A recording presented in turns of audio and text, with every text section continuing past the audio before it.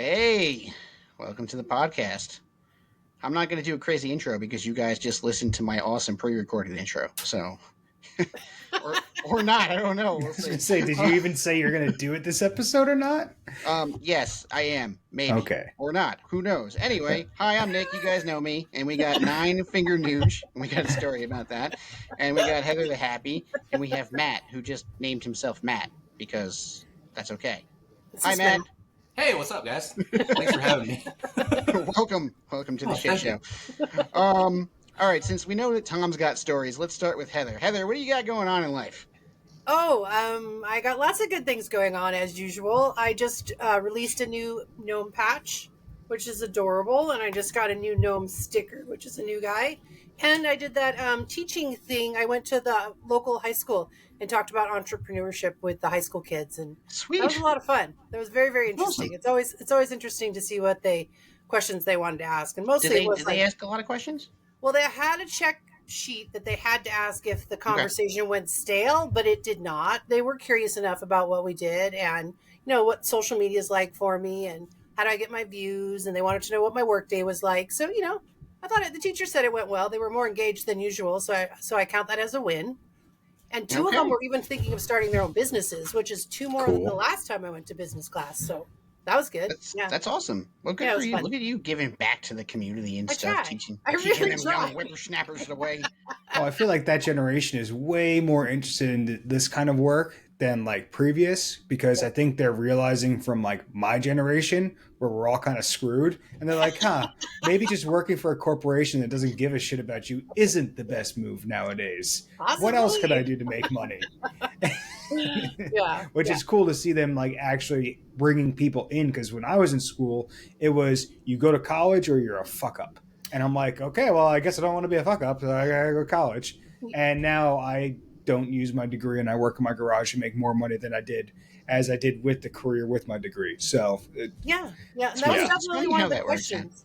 Yeah, they were like, so what's your training? And I was like, well, I graduated high school and the rest of it I just learned on my own. I was like, is that the wrong answer? The teacher was like, nope, they need to know their options. I was like, okay, I work really hard all the time, and anytime I want to learn something, I look it up and I learn it. So but people do take the traditional path, and it has worked out for some people, I assume. I don't know any of them, but all right. Not my crowd. And did you tell them how you used to be in charge of Biker Gang? No, there wasn't enough time to add all the cool things that I've done at all, because I have a list of cool things I could have told them about, but you gotta feel the room and see what they're really excited about. So there was not a lot of preparation. I just went in with my stuff, and but it was fun. I just really like sharing business with anybody who will listen and wants to know, really, because I think it's interesting. So we basically do that every week, right? Yeah. On top of all the other nonsense. That's true. That's very true. Yeah. We like to give people some good advice sometimes. Yeah. Well, that's awesome. I want to know what Tom did to get out of the last podcast, because I've watched videos and I saw all this. Well, to be fair, you guys didn't even do a damn podcast. Well, we tried. Like Twitter crashed. All right. Yeah. We tried. I made it better. I made a video. Yours is better. Well, I'm alive, which is neat, but it's always good for your health is to be alive. But yeah, last week I was working, rushing, doing stupid stuff, and not paying attention. And I sliced my finger in half with the box cutter. And box cutter again? With the box cutter again. Yeah, that box cutter's now in the trash. And I bought a nice pair of Milwaukee shear scissors. They work very well.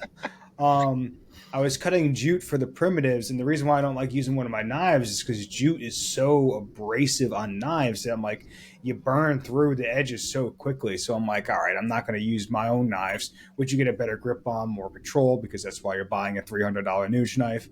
And also you give a shit about it because it's $300 in your hand, so you're not trying to drop it around and throw it around with the box cutter. You could use it and just throw it all over the place. You don't give a damn. Well, I should have gave a damn.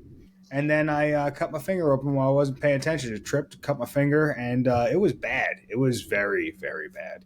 I luckily missed the tendon and missed the bone, but I did get an artery, so it made a bit of a mess at first. So that was fun. Fingers bleed a lot. There's a lot of blood going there. And Yeah, and then I first got guy to bleed out in his shop from a finger cut. Oh, and you know what was the worst is I almost had to rip my garage door down because if you open the garage door fast, it pops off the track and hits part of the ceiling. And as you can imagine, and I just bleeding, splurting all over the place, blood. And I'm like trying to get out of there in a hurry. Wasn't really taking my time. I kept slamming the garage door up because it kept getting stuck, and I just had to go breathe, take a second, and then slowly. And then when I went back later that day after we were done at the hospitals, I noticed that not only did I break the garage door hinge, I also slammed into a wire enough times to open up the wire. So I'm like, okay, we're going to leave this off until the electrician comes by and take a look at this one.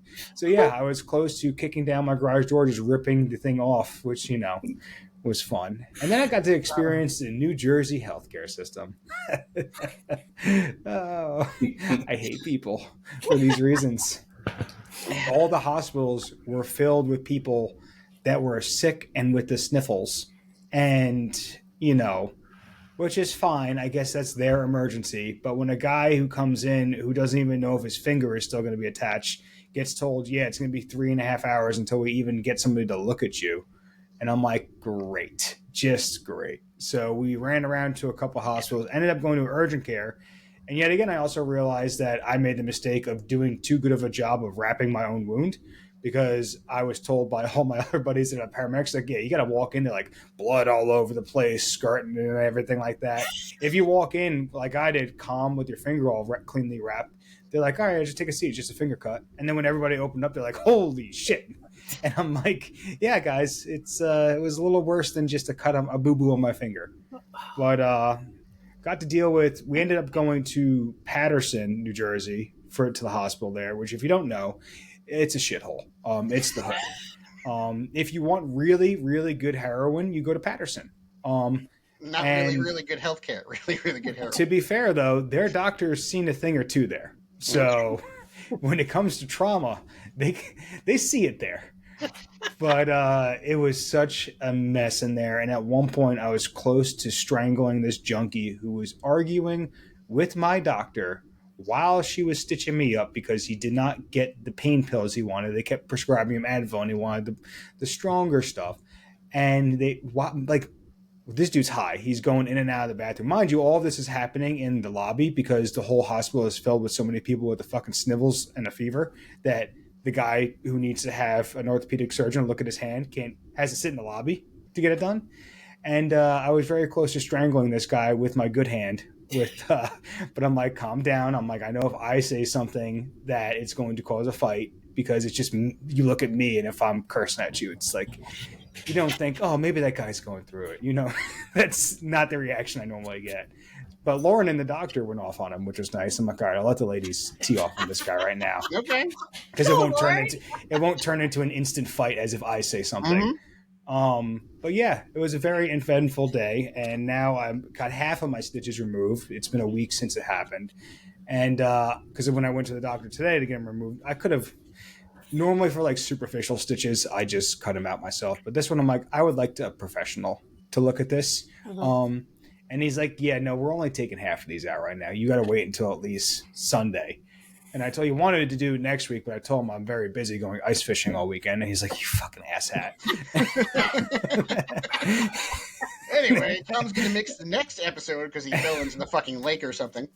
Yeah. So it's been an eventful week. My drop schedule is obviously all over the place because now, I mean, I'm getting some stuff done. I think after Valentine's Day, we're going to do a big drop of the production wickets and wicket XLs just because I literally can't grind steel right now. So I had a whole bunch of like custom work and one-offs and everything else planned to do this month, and that plan went out the fucking window because I have a giant hole in my finger, and I don't think steel dust going into that is good for that. Yeah, so yeah, it's been fun. All right. I mean, well, the life and times of Nuge, man. It's never uneventful. I can definitely say that. I just love how you took full accountability. You were like, I was not paying attention and I fucked up. I mean, that's great that you just took accountability. Wasn't the box cutter's fault. No. It's also the amount of times I've been to calls where it's like, oh yeah, that thing just came out of nowhere. Yeah, that tree in the road just came out of nowhere, and you just hit it. Oh, that's odd. Oh, the telephone pole just appeared there, didn't it? Uh huh. Yeah. But also too, it's like I don't know. I'm more the whole time, even though like my hand was cut open, I was still more mad at myself for doing something stupid like that. And I think at times too, I need to. This comes from like experience, like of me not working in like metal shops or anything else, where you learn from other guys doing stupid shit to say you don't do that. Like I've learned from plenty other things, like swinging axes, other tools, and stuff like that, where it's like, all right, don't do. But like when you're in a shop setting, it's like I don't have the experience of watching somebody else get hurt doing something stupid to make the mental notes. I'm not saying I want to hurt myself even more to learn all these things, but I'm like, I need to be. If your radar goes off saying this is probably a bad idea, you should listen. Well, I would like to pose an alternative explanation as to why this happened. It's Go karma. ahead. Karma. Because Okay. how many fucking people have cut themselves on your knives? A Jesus lot. Christ, this is the sharpest motherfucking knife I ever got. Well, that's the irony is that everybody's like a box cutter. It wasn't one of yours. I'm like, no, I handle those things with a white glove. Like, I want to make sure I get paid for those. The box cutter, if I drop one of those things or mishandle one of those in the shop, I don't make money. So I'm very careful with those. But yeah, the box cutter was a mistake. And also, I'm starting to slow down on some of the things because I'm like, I can't keep up with like a demand of doing all handmade stuff. And even though the primitive, like you look at it and think it's not much, it is the most labor intensive fucking knife that I do. I know like Jerry from Corvus Survival, he hates doing the wrap knives, even though it's one of his most popular thing and they sell out instantly once he goes on his website. But it's true. It's like they're more work, they're more labor intensive. And the same thing with the jute, it like tears up your hands while you're trying to wrap it.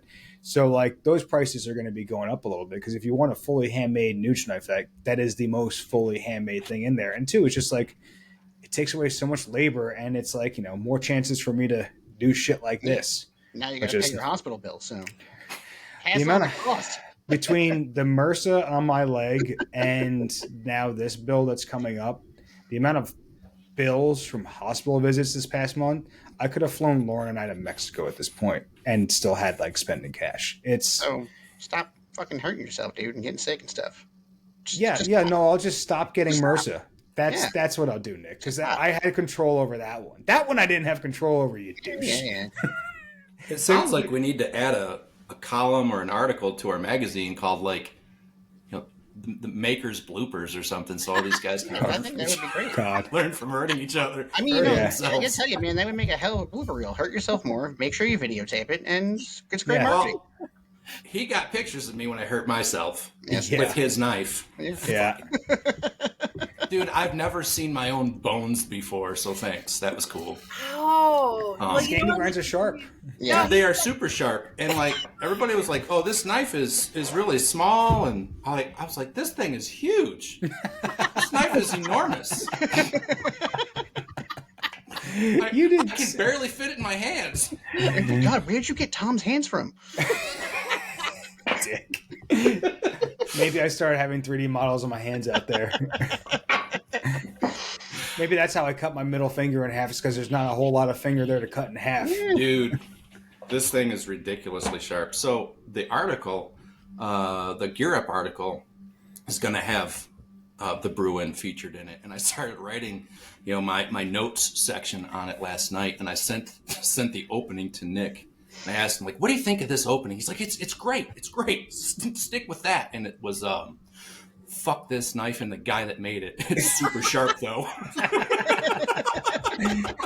Would have been very on brand. I was like, oh, God, I hope I remember to edit that part out before I send it in. That would be great if it actually does make the article. It would catch eyes, that's for sure. And it sure would. No, this knife is great, man. It is. It's like lightsaber sharp, though. Yeah. Jesus Christ.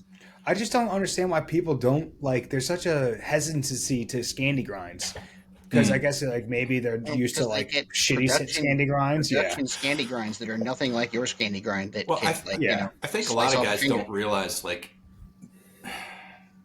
Well, they all realize that it's a thin, it's a thin edge, so thin edge profile, but they're probably like, they're not using a D2 or they're not using what is this, like a CP, whatever, the V3, 3V. Yeah. I can't remember.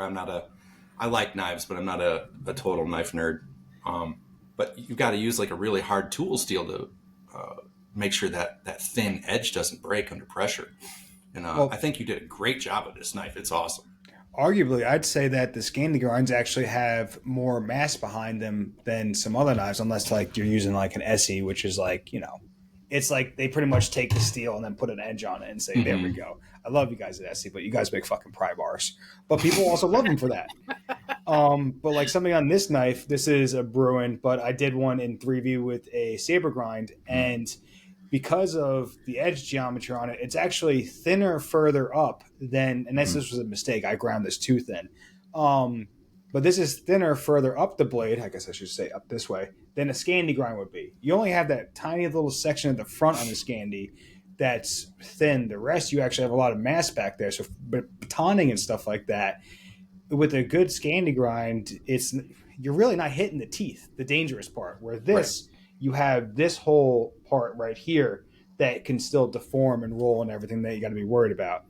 And this one, I'm not selling this. I'm sending it over to our buddy LT Mike because, boy, does that guy know how to break my fucking knives. So I grabbed this. I took this one too thin on the grinder, and I'm like, all right, I don't feel comfortable selling it because I've never taken 3V this thin before to know what it's going to do. And I'm like, do I have the time or finger ability to even torture test a knife right now? I'm like, no. So I'm like, oh, LT, you've broken like 5 of my knives already. Why don't you just take this one and break it as well and see what it does and report back? That's good to have friends. Yeah, who like to break your shit. Yeah. Well, do you still have the blood on the micarta on that, or you cleaned that off? You know what? It cleaned right. I was kind of pissed. It cleaned right off. I thought I was trying to dab it on there real thick, real thick like, and it just came right off. Camo pattern with the blood. I tried I tried to do a new multicam blood, but it didn't work. She wouldn't let me post these photos. She said they would not be very appropriate for the business page, but I wanted to so badly. I was just, for a while, they opened up the wound in the hospital and then left me for like 2 hours before they actually closed it. So before I had it all wrapped, and I'm just sitting there like twiddling my non-existent fingers, waiting for them to come back to stitch it. So I got bored, and I started drawing pictures with my blood on the mat that they left me. Because you made Heather a really nice little smiley face. You sent me a smiley face and blood. Todd's Ew, like, what is that? That's kind of cool, though. I was drawing pictures, and all the staff, they got the dark humor like me, too. Because here's a guy just casually bleeding out in the lobby, and he's just painting pretty pictures in his own blood. I play tic-tac-toe by myself. Lauren did not play tic-tac-toe with me, so I had to play by myself. But yeah, it was very interesting. I'm glad people appreciate my dark humor. I think I could have done the same thing with mine. Wasn't nearly as bad, like as long as yours, but it went from the edge of the fingernail almost to, it went from, from here. Oh, well, you can kind of see it on camera to here. Yeah. Dude, it opened me up. Like the sensation of my finger hitting the blade was like, when you take a knife and you cut through a bratwurst that just came off the grill, that snap. I did something completely stupid. It was awful outside. It was snowing and raining. I was like, I'm going to go try and start a fire with a ferro rod. This will be fun. And I was in front of a downed tree. I was using that as like a workspace. And I kept, get everything going. I'm trying to get this damn thing, arcing. And once I would get a flame to adhere to my material, I would remember, take the knife and stab it into the down tree with the blade facing away from me. I'd done this like 15 times, right? But one time I turn it, I stab it in too quickly and the blade's facing me. I grab my kindling, put it up there, and I slam my hand into the blade. And I immediately was like, oh, fuck. I went like this, and it was just blood everywhere. It was like we shot a rabbit with a 12 gauge. It was disgusting. Lots of pink mist. Oh, dude, it bled forever. My wife was like, you need to go to the emergency room. You need to go to somewhere. I said, if I can't get it to stop bleeding in an hour, I'll go. If I can't get it to stop bleeding in another hour, we'll go. So finally, it did stop. I mean, I think unfortunately, especially for those of us who test gear and shit, it's just kind of like something that happens. Yep. It's like, and I got the Primitive XL. I think the first Primitive XL that you sent over here. I was showing somebody, and I pulled it out of the sheath, and just had it was on my belt, and I was bracing the sheath with my hand, and just pulled it out, and just went like right across my finger, and I was like, oh, it didn't get me, and then all of a sudden, blood. I was like, oh, it got me. Yeah. You don't notice it first. Like, if the smaller ones, you're like, oh, I'm all right. And then you're like, oh, quickly, I'm not all right. Oh, yeah. No, I felt the edge ding off the bone in my finger. Like that was a unique experience. Yeah. That was a new feeling that I don't believe I'd had before. I've cut myself pretty well a few times, but that was definitely the worst. The deepest anyway. The worst on the fingers too, because getting them to heal is a bitch because you're moving them. Like right now, my finger still feels all funky and out of whack because it's that weird thing where the doctor's like, okay, don't move it, but you have to move it so it heals properly, but don't move it. And I'm like, okay. Yeah, I know. And guys, speaking of blood, I think Heather lost all the blood in her face. She's looking a little. Yeah, she's looking a little pale there, Heather. Little green around the gills there, Heather. I wanted to thank you for sending this. Oh, you're welcome. This is the Forager. That's the Forager. Mushroom foraging. I love this thing. I heard that. Yeah. You could rinse them right off in this and everything. Yeah. It's still got we still have a lot of snow on the ground here, but I wanted to test it out, and thankfully the produce manager at Walmart was cool with me just throwing shit in it. Foraging in your local I am Walmart. Testing out gear. Don't you know what I'm doing? I am a big deal. So what how don't many you understand? apples does it hold, or what were you throwing in there? I'm making all this up. Well, you know what? I'll have one of my kids take the camera and record me doing it if you want to see it. You should just go foraging in your pantry. You're like, I can hold this many crackers. 3 boxes of stovetop stuffing. 4 cans of wild beans. I pulled it right off the stovetop stuffing tree. The biggest question people want to know is how many chicken nuggets does a foraging bag hold? Dino nuggets. A lot. More specifically, Dino Nuggets? Dino Nuggets, yeah. On TikTok, It was Dino Nuggets they wanted to know, and something else really strange. I can't think of what it was, but I was like, I'm not testing that one for you. Thank you very much. Hands, how many hands does it hold? And I'm like, well, are they still connected to people? Because or are they like my size hands? Yeah, I mean, I understand. Are we saying normal size hands or Tom size hands? Because there is a difference. Well, those are Tom size hands. That was weird. Dude, when the knife showed up, I got on Amazon and I ordered those right away because you said I was going to be on the podcast. Yep. That is awesome. Not watching the video, he has tiny hands. Yes. Because we do but not actual, like his own hands. No, they're like plastic tiny It's hands. literally called tiny hands. Yeah. God bless the internet. Matt, should we do an actual intro for who you are? Because we've been here for 23 minutes just bullshitting, and we've alluded to what Matt does. We're having fun. I'm having fun. We do whatever you guys want. What do you want me to say? Tell us what you do. Tell us all about you. Give us your life story. Let's see. Too much pressure, you guys. I'm 44 years old. I've been married for almost 20 years to the same woman. So that's a big accomplishment these days. God bless. To the same woman. No, to the same woman. And thankfully so. I've got 3 sons, and they actually, my sons are awesome. They help me test out gear, and they're outdoors guys. So they range from 11 to 16. I work for General Motors. I work 3rd shift on a dock. I teach firearms classes. I've been doing that in the Flint-ish area between Flint and Detroit since 2011. And I met Patrick Dietrich at a Freddie Osuna class a couple of years ago, and expressed like, oh, cool, you're writing for a magazine. I was kind of want to try my hand at that. And like 6 months later, he got a hold of me and it's like, hey man, were you serious? You really want to give it a shot? It's like, hell yeah, I want to try it out. Let's do it. So he gives me a task, and my article went to the website, and then I don't know, 6 months or so later, I got another one in print, and then I got offered to take over his column when he got the upgrade job.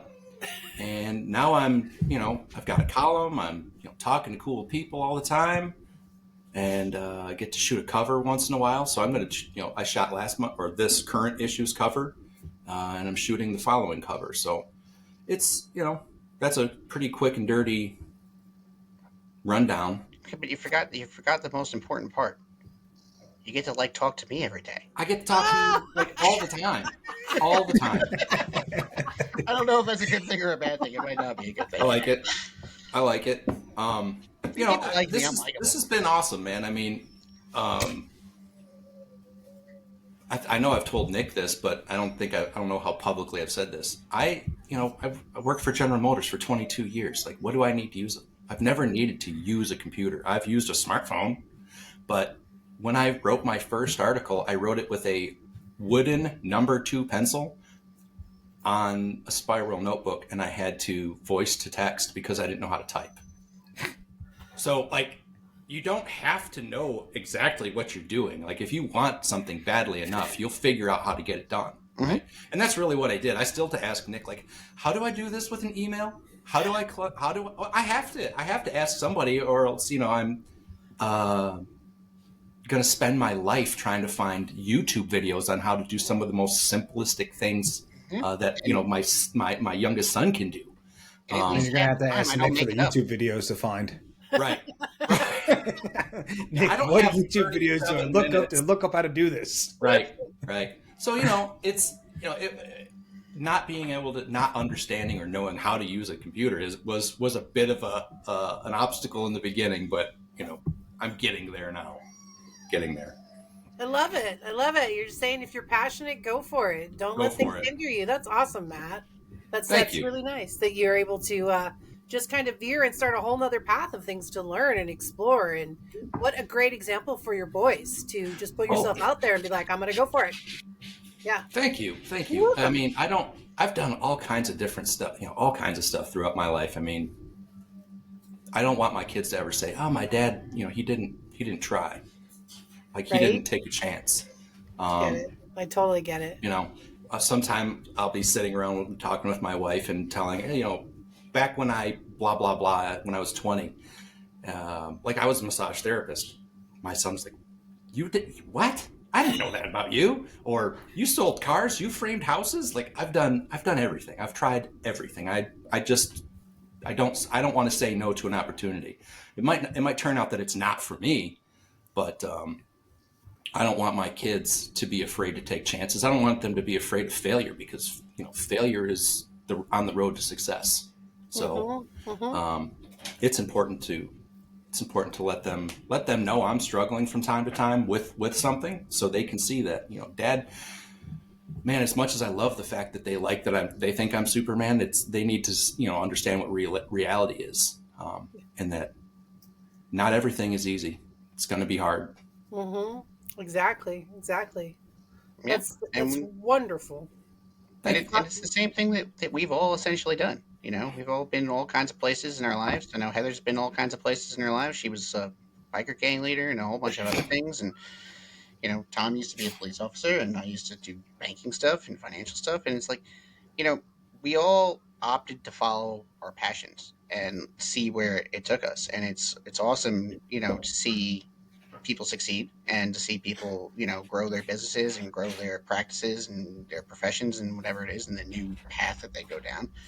And, you mentioned your kids and being a motivator for you. And I 100% agree. It's the last thing I ever wanted, when I really sat down and thought about it, other than the fact that my previous career was trying to kill me, I didn't want my kids to see me miserable. Life is not about just slaving away at something you hate to make money. It's about following your passions and doing cool stuff that excites you and that invigorates you, and you can share that passion with others. And when you can take that and you can make a career out of it, or a side business, or whatever it is that that we end up doing with it, it's an awesome thing. I agree. So, yeah. It's worth taking the risk for these things too, and understanding that failure is a possibility, but failure isn't also infinite. Like if you screw something up, or if you don't hit something on the first try, like you could always try again, or you could always pivot to something else. I think people have the crippling anxiety of that, like, if this doesn't work, I'm screwed and everything was a mistake and for nothing. And it's like, well, you got a lesson out of it, first of all, so it's never for nothing. Right. And then two, it's like there's always going to be the risk of failure, but how do you think you get reward? Yeah, as long as you realize failure is on the path to success and it's not a destination. And success isn't a destination. It's an ever-moving target too, right? I mean, I've got a very good buddy who's in the knife world. He makes great knives, but I don't think he's been willing to roll with the changes. Like, dude, you need a website. Got to have a website. Like, but I don't know how to do all that. I'm just good at making knives. Like, I get it, dude. You make great stuff, but you can't sell it if people can't find it. And social media is only going to help you so much.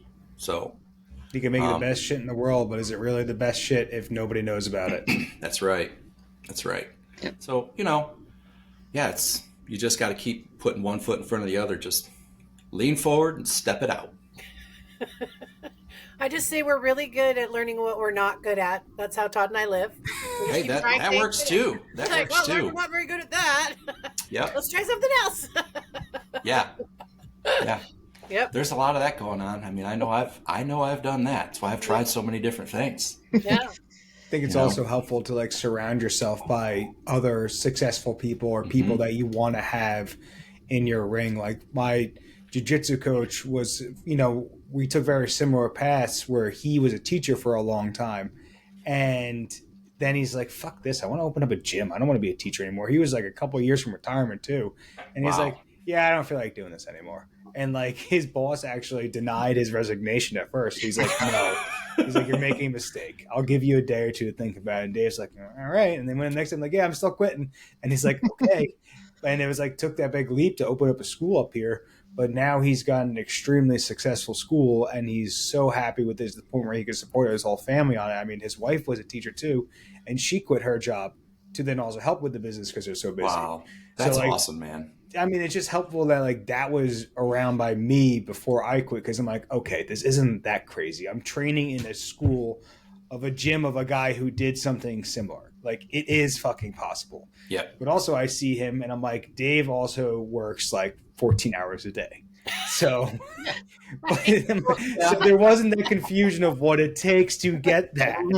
Like, it's like, it wasn't like he just like rolls out of bed at 10 o'clock. It's like, oh, I guess I'll just go teach some rolling around and stuff. It's like, no, he's up till like 2 a.m. watching films and working on his curriculum, working on everything else. Because to get this quote unquote freedom from like doing these things, it takes a lot of work. It's almost easier just to go punch a clock, because you don't have to, you can just turn your brain off. You don't have to think, versus doing something like this. But man, that's a velvet trap, isn't it? It's a velvet prison. It's great that, you can always show up to work and you're going to have health care and you're going to have a check at, every week, 2 weeks, a month, whatever your pay schedule is. But when you don't have any say in your schedule, or you don't have any say in when you can have a day off, or it's okay if you're sick, man, there's really something to be said for that amount of freedom. And being brave enough to take that leap is, that you just can't undersell that. It's amazing. I mean, I haven't been brave enough to take that jump. I'm 22 years in at General Motors. I'm not walking away from my pension because I teach gun classes or I write for a magazine, but I'm hopefully laying down a foundation to a future when I'm done. I've got 7 years and some months left, and I'm out of there. Yeah, you're counting on your hands at this point of how many years you have left. That's a lot different than what I had to do. When they're like, just suck it up for another 22 years. Oh. Like, okay, no. No. And you know what? I swear to God, if the right company came along, it's like, we'll give you this. Like, man, you can keep all the shit that's in my locker at work. I don't care. I'm never going back. Mail me the paperwork. I don't even want to go in and quit. But that's not happening anytime soon. But if your boss is listening, you love your job very much. Fuck that and guy. Appreciate the opportunity. Just in case your boss is a random listener of the Raise the Flag podcast. I actually have a great boss. Like, literally, I mean, the company I work for, I haven't been treated so poorly by this company specifically in the 22 years in, up until 2 years ago. Everything was pretty good. The last 2 years has been hell. I don't understand what's going on. I mean, I guess I do, but that's not for this podcast. But I don't, working with Patrick and Nick has been awesome for me. I mean, they listen to my ideas. I mean, they don't always take everything I say and, it doesn't always turn into something, but they at least listen, which is great. And some of my ideas actually, get put into effect, and it's been awesome. Like, one of the main, as a gun guy, this is kind of nuts, but one of the main issues I had with coming to the magazine going forward was like, dude, we have Recoil, which is a gun magazine. We've got Recoil Concealment, which is a gun magazine. We've got Carnivore, which is a hunting magazine, and we're off grid. Like, I think guns are a part of that, but they shouldn't be our focus. And it was like, yeah, let's talk about that. And we have moved away from that a great deal, which has been awesome. I think it'll help us with getting in advertisers that normally wouldn't want to work with us because of the heavy connection to the firearms industry, which I'm 100% pro gun. I teach gun classes. I'm a student of all types of things gun. I understand it's not for everyone. It turns some people off. I get it. But I think it's going to be great for us at Off Grid. Like, it's a peripheral thing. It's not the focus now. Yeah. Well, it's a tool in what you guys need for doing that kind of stuff. Yeah. Where it's not like the only thing where you could be very passionate about, but like you said, that's why you got all these other magazines that are very gun centric, because people are very passionate about them, both as a hobby and, for self protection and everything else. But for like the off grid style of things, like, I don't know, it's just like another tool in the tool belt. Like, you would have a garage full of stuff. It's like, yeah, obviously you just need a couple firearms. I mean, also, after being a cop for so long, I realize, like, I'm just happy with whatever gun I get at this point. Because before I was a cop, I was like, I need this high speed, low drag, all these other things. And then when you become a cop, they're like, here's this gun that's 25 years old. I hope it works. Have a nice day. You're like, nope. Oh, the barrel's shot out, and it's got an 11-pound trigger. Enjoy that Beretta. We had one guy's his firing pin wore out because he was shooting it so much. So instead of getting him a new one, they took one from another 20-year-old gun and put it in his gun. He's like, guys, this thing costs like $20. Come on. Budgetary constraints, guys. Budgetary constraints. He's like, it's kind of so. I just learned, it's just a tool. But it is. I'm looking forward to see what you guys are doing with Recoil or Recoil Off Grid, because it seems like you guys are making a lot of positive changes with the magazine, trying new stuff. I think Nick and Patrick are doing a great job with that. I mean, I know that they talk with each other a lot more than I'm involved. I work third shift. I can't be involved in the stuff that they do day to day. But we have like a Monday morning meeting, which is great. But I think those guys are they're making a lot of really positive changes. And I know that between the two of them, between the other magazines, we've been ahead of the curve in everything, all of the metrics that, I guess upper management, I don't know what else to call them, have everything that they've laid out ahead. Things that like, well, what if we do this? Or what would you say if we did that? And Patrick can chime in and say, well, my guys are already doing that. We're already doing that. That's already happening. We're going heavily into video content. We're doing great with social media, and it's all trending this way and up and blah, blah, blah. It's awesome. So I think having Nick and Patrick at the helm is really the recipe to our success right now. I gotta tell you, it's really just Patrick. I was like, Nick, did you pay him to say all this about you? I feel like he's kissing your ass. Well, I'll tell you what, Nick has helped me out. How's that nose smell, Matt? He's helped me out tremendously. Right down to the point where I emailed him an email I was going to send out. It's like, I've never had to send out an intro email, introducing two people to one another. Does this look okay? I mean, I don't know how casual or professional some things need to be sometimes, and I like to run things by Nick. I mean, he's helped me out tremendously, and I'm very grateful to have him on kind of like the speed dial. Or if I just start coming apart at the seams, sometimes I call him like, "Would you fucking believe this?" Well, he's really good about it. I'm used to that with Tom, because Tom's always coming apart at the seams, whether metaphorically or physically, or at the stitches. Yeah. But you know what? No, I mean, I'm happy to help, and I tell people this all the time. But I didn't get where I am today because I just did it on my own. Like, there's a tremendous number of people who helped me get where I am today, and and he's been on here before. But Ruben, was tremendous in helping me, become a better writer for this kind of stuff. I was a very good technical writer because that was my my background in science. I always was good at that kind of stuff. But he's like, you got to do this and you got to do this and you got to word it like this. And he helped me tremendously grow. And I always said, I would like to repay that to the to someone else who wants to learn and grow. So that's what I do. So it's just keep keep it moving and keep paying it forward, I guess they call that. It is what they call it, paying it forward.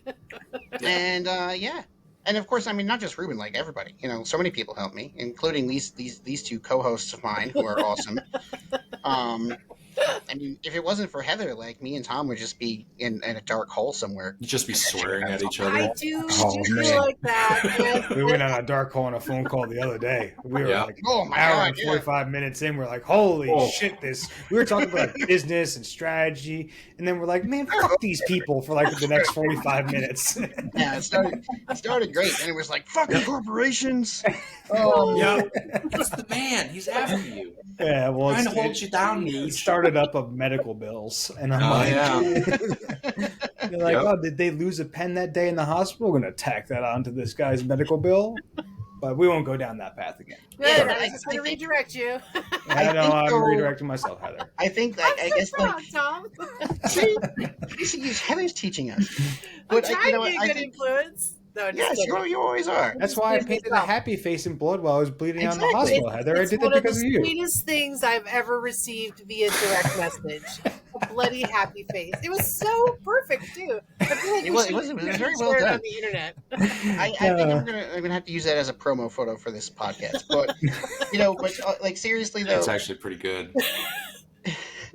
Sorry, Nick. I just have to say, it's got to be. You got to caption it with "use your shit." I laughed and it's so hard. $5 box cutter. I was like, well, me and Tom must be really close now if he feels comfortable sending me a bloody happy face. That's all I thought. And then I thought, how did I get mixed in with these guys, Todd? I don't really think Heather knew what she was really getting into, because she was on the podcast like 2 times, I think, and we had a great time, and then we were heading down. What was it, 2022, 23? I don't know, when we were with Georgia Bushcraft, 23. and we're 23, and me and Tom were kind of in the car. I'm like, hey, we should ask Heather just to be on the podcast all the time. Yeah. And then we got them. I'm like, Heather, you want to be on the podcast all the time? And she was like, yes. And I was like, we got her. I always wanted a podcast. I just didn't want to do all the work. So I was just like, do I have to show up and talk to new people? Nick's like, that's it. I'm like, I'm in. I can do that. Easy peasy. Yeah. So, but it all boils down to like what we were talking about before, and kind of bring it all full circle.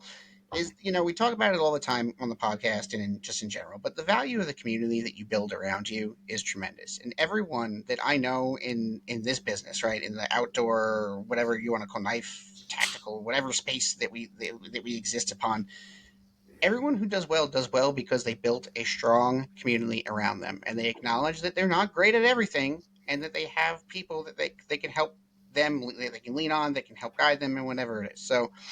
I think it's huge, and I love the community for that, and I just hope that we can just keep that going. Yeah. Down the line. And that's it. That's all I have to say about that topic. Let somebody else say something about anything. I thought you were working yourself up to some really good speech about. No, there was no speech. I just want to reinforce that positive message, Heather. Because now that you've sucked Matt into it, he'll learn about all the people now, the good people. They're good people. Yeah. I'm really looking forward to meeting a lot of these people in person. Hopefully I get to see a lot of people at. I'm going to be at Blade Show Atlanta. I was going to go to Georgia Bushcraft. It's just I'm not going to do it now. Well, a lot of people will be at Blade Show. Yeah. Blade Show is going to be a blast. It's going to be Manny. I went to Blade Show before. Me? Yeah. I went to it just for fun in 2017. Oh, okay. I think it's grown a little bit since then. Yeah. So you haven't experienced the pit yet, have you? I did not go to the pit. You know what? I didn't really know anybody at the time. Mm-hmm. You don't need to. Ruben met a guy last year. We still don't know who the fuck he is. No idea. But Ruben was hanging out with him all night. That's awesome. And he's walking around with like, this is his long lost brother. And I'm like, Ruben, how do you know this guy? He's like, oh, I just met him like 20 minutes ago. I do that all the time with people, man. I could stand and talk to a fucking tree. I mean, I can talk. And it doesn't matter, man. I can stand up in front of a group of people, a theater of people. It does not bother me. I mean, I'll have stage fright for a minute and then it's over with. I'm too dumb to stay scared. Yeah. Well, Blade Show, there's always something in common about everybody there. We're all there with fucking knives. So it's easy enough. I think I'm presenting. I think I'm presenting at Blade Show. Are you doing something for the base campaign? Doing some kind. I think I'm talking about a knife. I don't know. Sweet. We're gonna find out. I think yes. Tops is sending me a knife, and if I figure out what I want to do, I'm going to be talking about like their Tom Brown tracker. Cool. Which is cool for me because I'm a tracker. Freddie Osuna trained me. I've been tracking since like 2016, and I was introduced to that knife through Freddie, so that's pretty cool. See, we got to get him and Todd together because the two of them have just done everything, so they can just talk about the time Sherpas on the moon. Matt can meet Todd in person at Blade Show. Oh, that'd be awesome. Yeah, Todd. You are going to Blade Show this year, right? Yeah, we'll be at Blade Show. We're signed up. We got the good hotel room. Yeah, we're going to be there. Are you in your usual spot, or did you have to get a new spot? They haven't assigned spots yet, but I assume we'll have to be somewhere different since we didn't go last year. I don't know. Yeah. So. But, I know Jerry Saunders said he had to he still paid for his spot last year, even though he didn't go, so he wouldn't lose his spot. Yeah, Jerry and I were neighbors. Yeah. Okay, but, I love Jerry. He's a great dude. He's so sweet. He gave me a beautiful knife. Yeah. He is awesome. I was at a wedding in the Upper Peninsula of Michigan. He's like, oh, if you're going to be up here, man, come on over. I was like, yeah, that sounds great. It was like an additional 4 hours to him, but totally worth it. Go hang out with Jerry at his shop and showed me everything. Jerry's the best. He is awesome. Nicest guy. I actually just got one of his knives sitting here on the desk. Nice. I wanted to buy this thing because he's not making a ton anymore. Well, I mean, he's got some medical stuff going on. Yep. He actually talked about it on the podcast with Patrick that you guys do, which is, did you guys get it uploaded to like regular podcast land yet? It's coming. Okay. Well, on Recoil TV, you could watch the podcast. Okay. That's where I've been watching them. I haven't seen it. But he did one with him, and I always wanted to get one of his knives because, like, his jute wrap carry-on, I think is safe to say, has influenced my primitive wicked style. I think it's influenced a lot of people's stuff, man. That's what I have is the jute wrapped carry-on. It's fucking awesome. I think it's easy enough to say though that this knife is definitely a lot different than the Wicket. I mean, just look at the little baby compared to it. And this knife is definitely this is the first Wicket ever actually. Yeah. And it sits on my desk. Perfect. And perfect with a little tiny hand. Yeah, I can move it to the frame and maybe we'll have you hold it. But I almost bought this one when it went up, but it sold so fast because he's not making a ton right now. But then it happened to show up on a Facebook group that I'm on, a fixed blade buy a sell trade group, and this exact one came up and I messaged the guy, and he's like, "Oh, what do you got to trade?" I'm like, I own Knives by Nooch, so I think I could find something for you. Right. Right. And he's like, I thought your name looked familiar, sure. Right. And I told him what I had in stock, and he's like, yeah, well, we made a trade, so I ended up getting this knife, which is really Sweet. cool. That's very cool, man. But this knife, he covers like bushcraft and taking somebody out very well with this one knife, which is probably why it sells so well. This thing's a badass knife. It is. It is. I love it. Is he coming to play this year? I haven't talked to him. I was planning on calling him yesterday, and it just kind of ran out of time. But I'm going to holler at him this weekend, I guess. Hopefully he comes. I'd love to see him. Well, Lauren likes him a lot. He's the only guy that when Lauren first went to Blade Show that actually remembered Lauren's name. Because you know how when you go around introducing somebody that nobody ever remembers their name? Like, I'm so bad at names. I feel terrible because I'm really bad at remembering names, but I will remember everybody's freaking Instagram handle. So I'm always asking Tom, like, what's this one's real name? And he's like, oh yeah. Like, thank you. Yeah. I remember somebody saying something about that at SHOT Show a few years ago. It's like, dude, if I have all these social media friends, like, why don't you also have like your social media handles on your badge so we know who the hell each other are? That and like maybe your profile picture would be good. Well, a lot like of just guys have it screen printed on a shirt. They don't show their face. They never show their face. It's always like hand with knives or something. And then it's like, we would be talking. I've never seen a picture of their face. And then at Blade Show, they're like, oh, I'm like, hi, I'm Bob. I'm like, hi, Bob. And I'm like, they're like, no, I'm so-and-so. And I'm like, why the fuck didn't you say that? Yeah, I know. That's something that I want to make sure I'm not ever doing, because I'm going to be transitioning from all the gun stuff that I'm doing to more outdoor camping. I don't want to say all bushcraft, but kind of like everything that we're doing. I just want to leave guns out of it, but I want to have my face in front of all of it so people know who I am. I mean, I was going to say, you've been showing up a lot more on Instagram, doing more like demonstrational videos, which is pretty cool to see. Thank you. Thanks. I like teaching. And I don't think you have to teach groundbreaking things to be relevant to people. I mean, something as simple as going for a walk in the woods, holding onto your camera and just reminding people, maybe it's not a great idea to be walking through the woods with your hands in your pockets, just in case. You want to have your hands out in case you trip over something, or also like so you can catch yourself if you fall. Or just land on your face. Have you ever noticed how your arms flail up and out when you stumble on something? It's helping you find your center and find balance. It's kind of hard to do that with your hands in your pockets. Wear a pair of fucking gloves. That'll help. You know what I mean? It helps. Totally. It's just, but little things like that people don't think about. Well, maybe if you're not familiar with walking through the woods, wear a pair of safety glasses. I wear safety glasses when we go hiking because here we have tons and tons of undergrowth. Like you just can't see through the forest, and I got tired of being hit in the eye, and I was like, safety glasses are in the back now. Also, I'm never in the lead, so I usually get the swinging back branch. So. And then brown bear Todd moving through the woods. Yeah, I'm sure he moves a couple branches. So even expanding on glasses, like the color of lenses you wear matters. Like if you wear like a rose-colored lens, you can see detail better. It helps you see tracks in the ground better. It helps you see through the undergrowth better. It helps you see the undergrowth coming towards your face easier too. So, but people like to have yellow lenses as well. But yellow lenses affects your mood. It affects how you feel and affects your decision-making capabilities. So, does it make you sad? Anxious. It's like how you don't.